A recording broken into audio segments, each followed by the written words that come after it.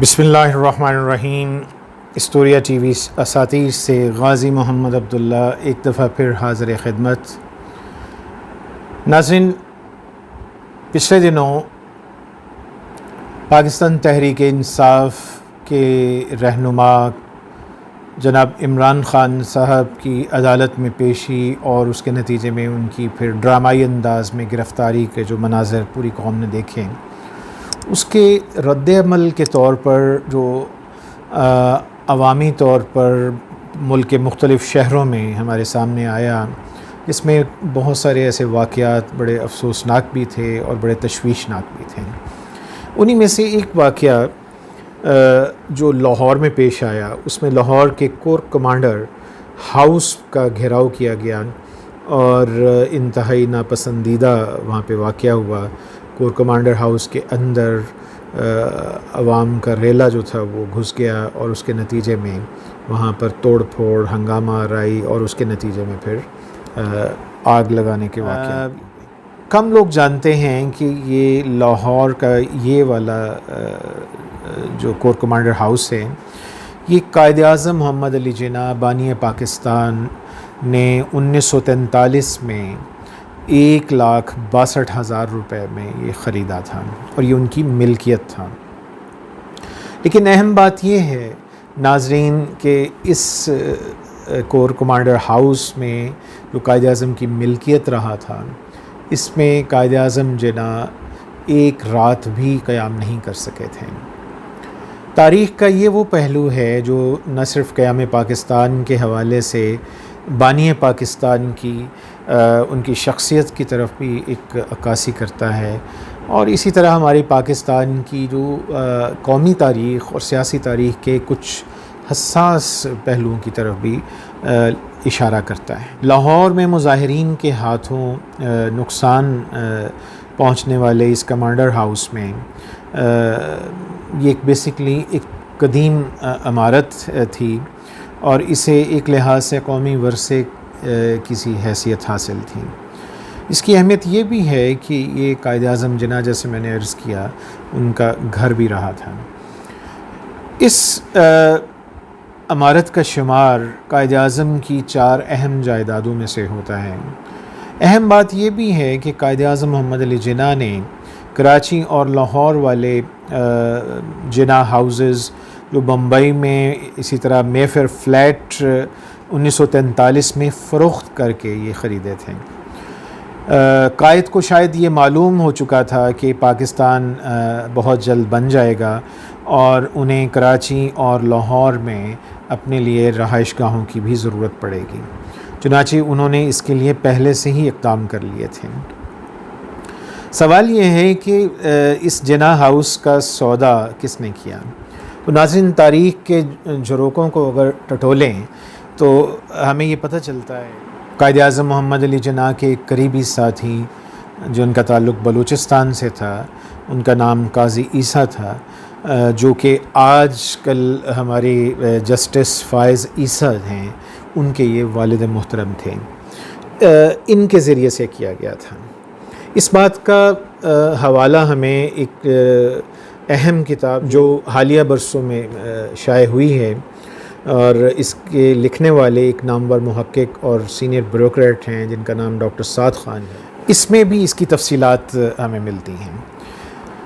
قصہ کچھ یوں تھا کہ قائد اعظم جب کوئٹہ تشریف لائے تو انہوں نے اپنے مسلم لیگی رہنما قاضی محمد عیسیٰ کے گھر میں قیام کیا تھا۔ اس دوران قائد اعظم قاضی عیسیٰ کے گھر کی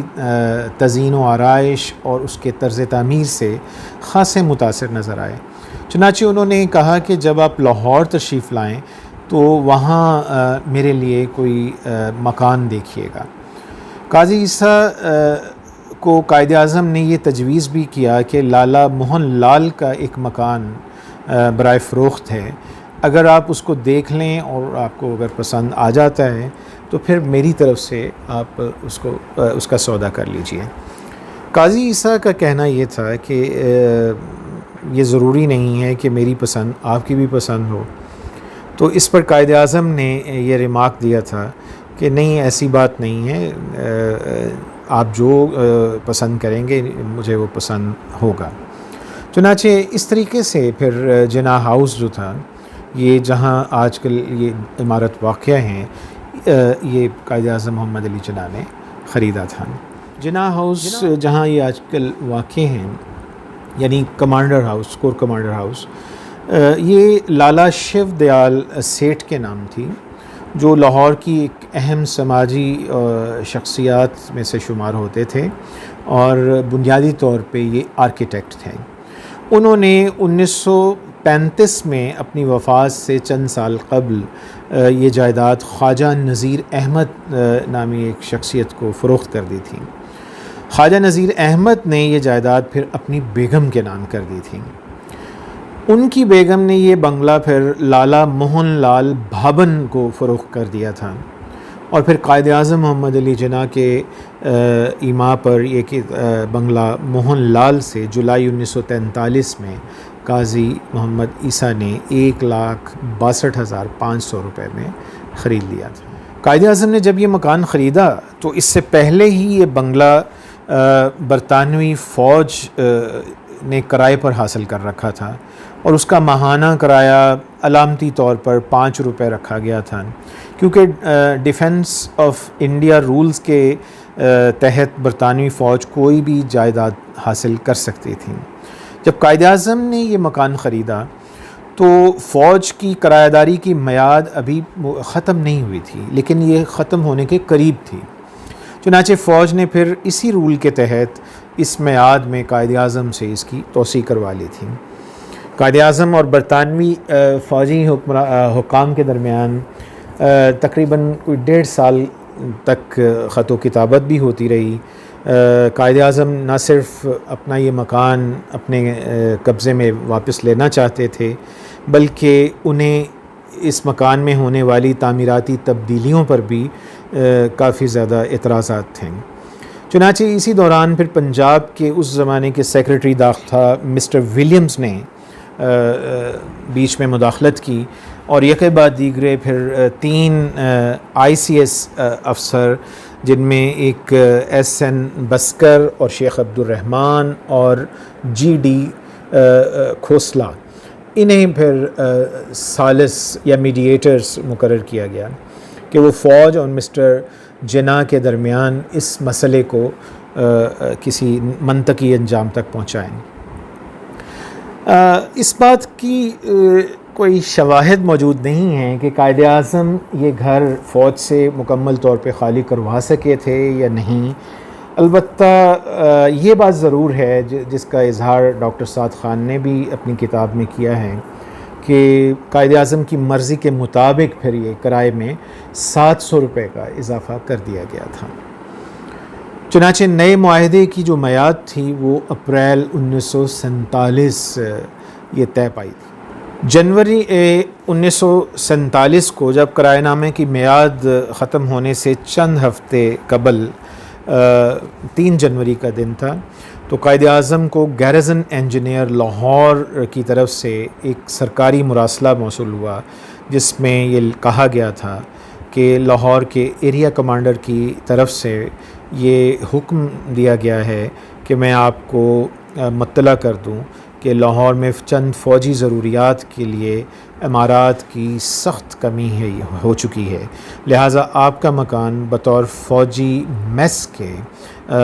استعمال میں لایا جا رہا ہے۔ آپ کو کرائے کی میعاد ختم ہونے کے بعد بھی تاحکم ثانی واپس نہیں کیا جا سکے گا۔ اس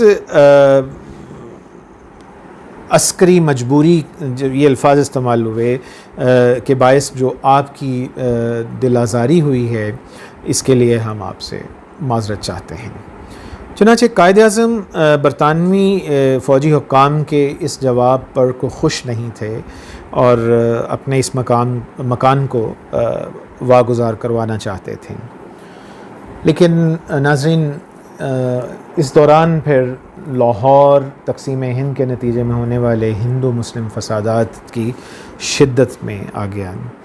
اور وائسرائے ہند لارڈ ماؤنٹ بیٹن کی جانب سے اس دوران 3 جون کا منصوبہ بھی سامنے آ چکا تھا۔ برطانوی فوجی حکام کو جب یہ معلوم ہوا کہ بنگلے کے جو مالک ہیں یہ نئی مملکت خداداد پاکستان کے گورنر جنرل بھی نامزد کیے جا چکے ہیں۔ تو 1 اگست 1947 کو ایک فوجی افسر کرنل AR ہارس، انہوں نے قائد اعظم کو ایک خط لکھ کر 31 اگست تک بنگلہ خالی کر کے واپس کرنے کے فیصلے سے آگاہ کر دیا۔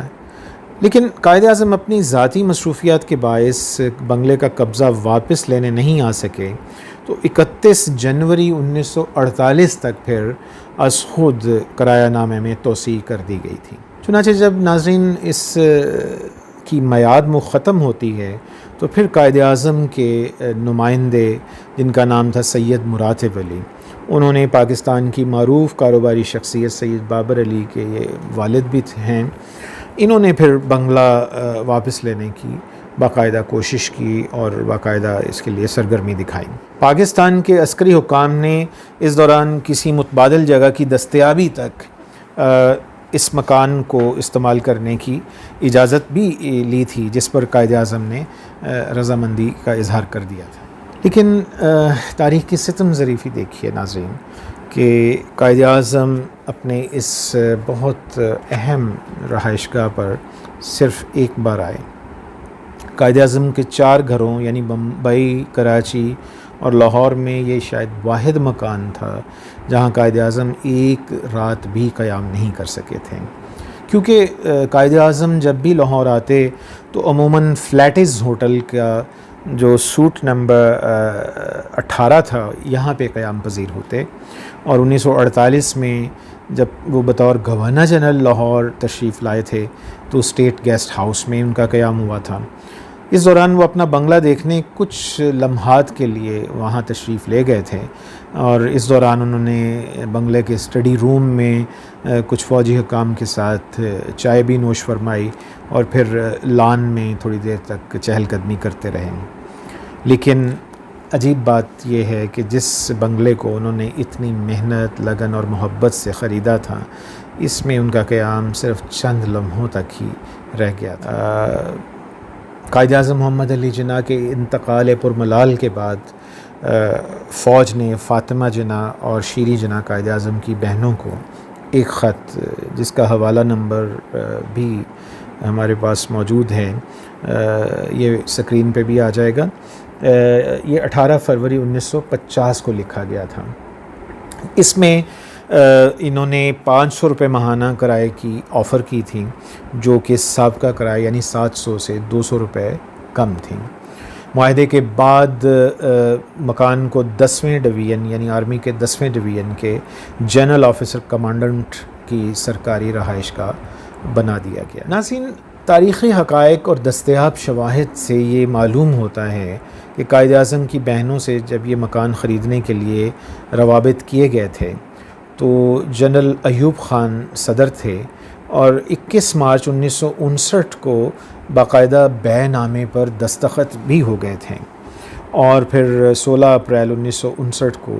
مکان کی رجسٹری یہ پاکستانی افواج کے نام کر دی گئی تھی۔ اس وقت جناح ہاؤس کی خریداری کی کل رقم 3.5 لاکھ روپے جناح ٹرسٹ فنڈ میں جمع کروائی گئی تھی۔ چنانچہ ناظرین، یہ ہے وہ ساری مختصر سی کہانی اس جناح ہاؤس کی، جس پر پچھلے دنوں عوام کے جمع غفیر نے دھاوا بولا۔ اس وقت سے لاہور کے کور کمانڈر کو یہ اعزاز حاصل رہا ہے کہ یہ اس بنگلے میں رہتے ہیں جو کبھی قائد اعظم محمد علی جناح بانی پاکستان کی ملکیت تھا۔ ناظرین، آج کی اس ویڈیو کے حوالے سے اپنی رائے سے آگاہ کیجیے گا، اور اس سلسلے میں آپ کی تجاویز اور آپ کی آراء ہمارے لیے ہمیشہ سے بہت اہمیت کی حامل رہتی ہیں۔ ہسٹوریا ٹی وی اساتیر سے جڑے رہیے گا، اور آخر میں یہ ضرور کہنا چاہوں گا کہ قائد اعظم محمد علی جناح سے منسوب یہ ایک اہم عمارت، یہ ہمارے لیے ایک بہت قومی ورثے کی حیثیت رکھتی ہیں، اور اس سلسلے میں میری تجویز یہ ہے کہ اس عمارت کو باقاعدہ ایک سرکاری عجائب گھر میں تبدیل کر دیا جائے، اور اس کو ایک عوام تک اس کو رسائی کو ممکن کر دیا جائے، تاکہ لوگ یہ دیکھ سکیں کہ ان کے قائد ان کی زندگی کے مختلف پہلو کو کیسے ہم نے محفوظ کیا ہے سامنے۔ اللہ تعالیٰ پاکستان کو سلامت رکھے، اللہ تعالیٰ پاکستان اور اہل پاکستان کو تا قیامت اس ملک کو دن دگنی اور رات چگنی ترقی عطا فرمائیں، آمین۔ اجازت چاہتا ہوں، اللہ نگہبان۔